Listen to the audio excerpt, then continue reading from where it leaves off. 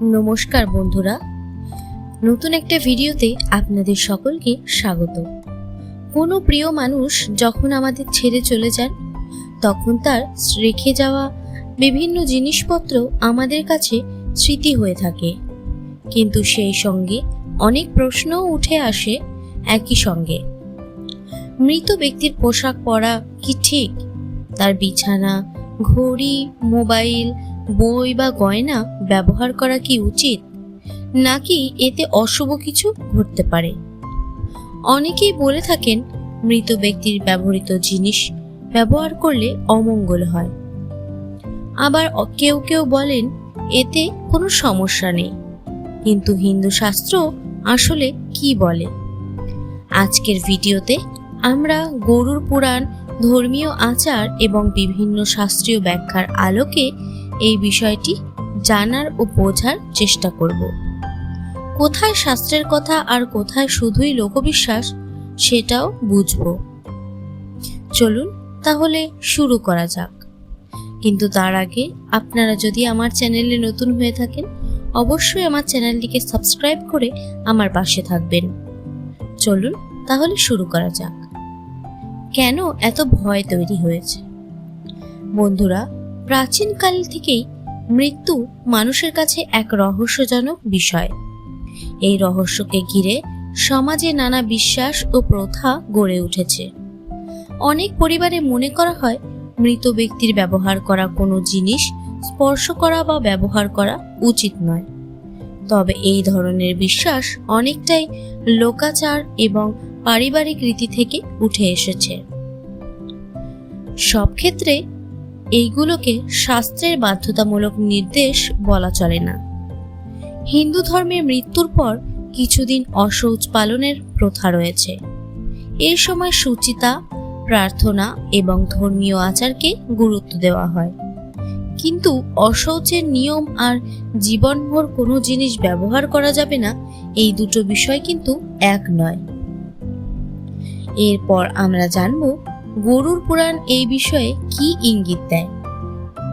গরুড় পুরাণে মূল গুরুত্ব দেওয়া হয়েছে আত্মার যাত্রা, কর্মফল, ধর্মাচরণ এবং দান পুণ্যের ওপর।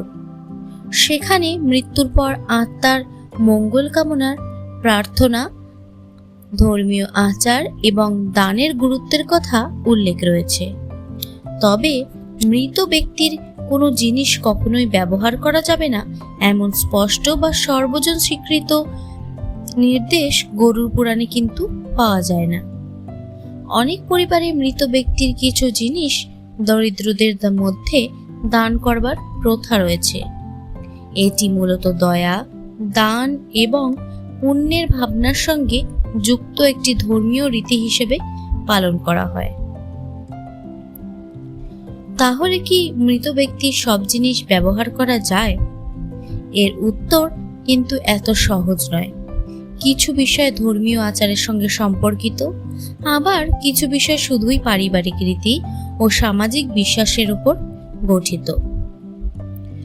সবচেয়ে বেশি যে প্রশ্নটি করা হয় তা হলো মৃত ব্যক্তির পোশাক কি পরা উচিত? বন্ধুরা, হিন্দু সমাজে এই বিষয়ে বিভিন্ন রীতি প্রচলিত। অনেক পরিবারে কিছুদিন এই পোশাক ব্যবহার করা হয় না, পরে পরিষ্কার করে দরিদ্রদের মধ্যে দান করা হয়। আবার অনেক পরিবারে প্রয়োজনে পরিবারের সদস্যরাই সেই পোশাক ব্যবহার করতে শুরু করেন। কিন্তু গুরুত্বপূর্ণ বিষয় হলো, সব শাস্ত্রে এমন কোনো একক নিয়ম নেই যে পোশাক ব্যবহার করলেই অমঙ্গল হবে। অনেক ক্ষেত্রেই এটি পারিবারিক প্রথা বা আঞ্চলিক রীতি। গয়না, বই ও ধর্মীয় সামগ্রী ব্যবহার করতেও সেই একই রীতি চলে আসছে। এবার আসি গয়না, বই বা পূজার সামগ্রীর কথায়। অনেক পরিবারে মা, বাবা বা দাদা, দিদিমার গয়না উত্তরাধিকার হিসেবে পরবর্তী প্রজন্ম ব্যবহার করেন। এটিকে তাদের স্মৃতির সম্মান হিসেবেও দেখা হয়। বই, ধর্মগ্রন্থ বা জপমালার ক্ষেত্রেও একই কথা প্রযোজ্য। অনেকেই এগুলো যত্ন করে রেখে দেন এবং ব্যবহার করেন। তবে যদি কোনো জিনিসের সঙ্গে গভীর মানসিক কষ্ট জড়িয়ে থাকে তাহলে সেটি কিছুদিন সংরক্ষণ করে পরে সিদ্ধান্ত নেওয়াই অনেকের কাছে স্বস্তিদায়ক হতে পারে। এটি কোনো ধর্মীয় বিধান নয়, বরং ব্যক্তিগত ও মানসিক দিক। এরপর আসি মোবাইল, ঘড়ি ও দৈনন্দিন ব্যবহার্য জিনিসপত্রের বিষয়ে।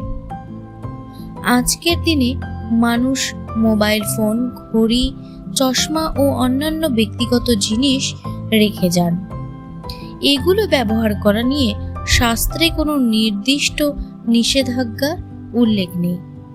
সাধারণত উত্তরাধিকার সূত্রে পরিবারের সদস্যরাই এগুলো ব্যবহার করতে পছন্দ করেন। তবে ব্যবহার করার পূর্বে পরিষ্কার পরিচ্ছন্ন রাখা এবং প্রয়োজনীয় ধর্মীয় আচার পালন করলে অনেক পরিবার মানসিক শান্তি অনুভব করেন। এটি মূলত পারিবারিক বিশ্বাস এবং সংস্কারের অংশ। এরপর আসি দানের গুরুত্ব। হিন্দু ধর্মে দান একটি গুরুত্বপূর্ণ আদর্শ। অনেক পরিবার মৃত ব্যক্তির ব্যবহৃত পোশাক, কম্বল বা প্রয়োজনীয় জিনিস অসহায় মানুষের মধ্যে দান করে দেন। এর উদ্দেশ্য হল মৃত ব্যক্তির স্মরণে সৎ কর্ম করা এবং সমাজের উপকার করা। শাস্ত্রের মূল শিক্ষা হল দয়া, দান ও ধর্মাচরণ মানুষের জীবনে বিশেষ মূল্য বহন করে।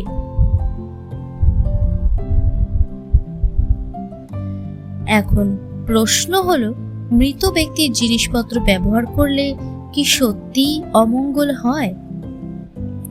এই প্রশ্নের উত্তর দিতে হলে আমাদের লোকবিশ্বাস ও শাস্ত্রীয় শিক্ষা এই দুটিকে আলাদা করে দেখতে হবে। অনেক পরিবারে বিশ্বাস করা হয় যে মৃত ব্যক্তির বিছানা, পোশাক বা অন্যান্য জিনিস ব্যবহার করলে অশুভ শক্তির প্রভাব পড়তে পারে।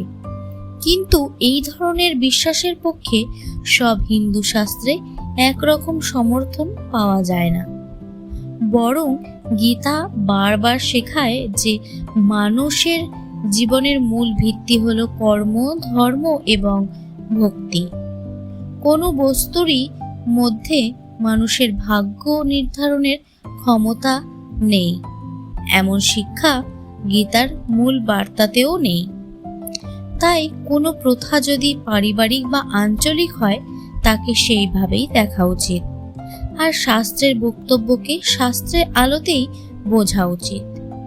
মৃত ব্যক্তির স্মৃতিকে সম্মান জানানোর প্রকৃত উপায় হিসেবে যদি কেউ সত্যিই প্রয়াত প্রিয়জনকে সম্মান জানাতে চান, তাহলে শাস্ত্রীয় দৃষ্টিতে সবচেয়ে গুরুত্বপূর্ণ বিষয় হলো তাদের জন্য আন্তরিকভাবে প্রার্থনা করা, নিজের সামর্থ্য অনুযায়ী দান, ধ্যান এবং সৎকর্ম করা, পূর্বপুরুষদের স্মরণ করা, পরিবারের মধ্যে তাদের ভালো শিক্ষা এবং মূল্যবোধগুলোকে বাঁচিয়ে রাখা।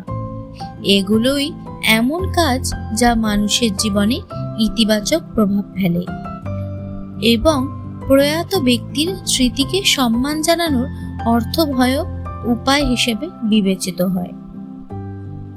বন্ধুরা, আজ আমরা জানলাম মৃত ব্যক্তির জিনিসপত্র ব্যবহার করা নিয়ে সমাজে অনেক প্রচলিত বিশ্বাস রয়েছে, কিন্তু শাস্ত্রের বিভিন্ন ব্যাখ্যায় সব বিশ্বাসের সমর্থন কিন্তু পাওয়া যায় না। তাই কোনো সিদ্ধান্ত নেওয়ার আগে ভয় বা গুজব নয়, বরং জ্ঞান, বিবেচনা ও ধর্মীয় মূল্যবোধকে গুরুত্ব দেওয়াই শ্রেয়। মনে রাখবেন, একজন মানুষ তার ব্যবহৃত জিনিসের মাধ্যমে নয়, বরং তার সৎকর্মে, ভালোবাসা এবং রেখে যাওয়া আদর্শের মাধ্যমে আমাদের জীবনে বেঁচে থাকেন। যদি ভিডিওটি আপনাদের ভালো লেগে থাকে তাহলে চ্যানেলটিকে সাবস্ক্রাইব করুন এবং শেয়ার করুন এবং একটি লাইক করবেন, আর কমেন্টে লিখে জানান পরবর্তী ভিডিও কোন বিষয়ের উপর দেখতে চান। ওম শান্তি, ওম শান্তি, ওম শান্তি। জয় শ্রীকৃষ্ণ। ভালো থাকবেন, সুস্থ থাকবেন, সকলকে ভালো রাখবেন। দেখা হবে নতুন কোনো ভিডিওতে। ধন্যবাদ। রাধে রাধে।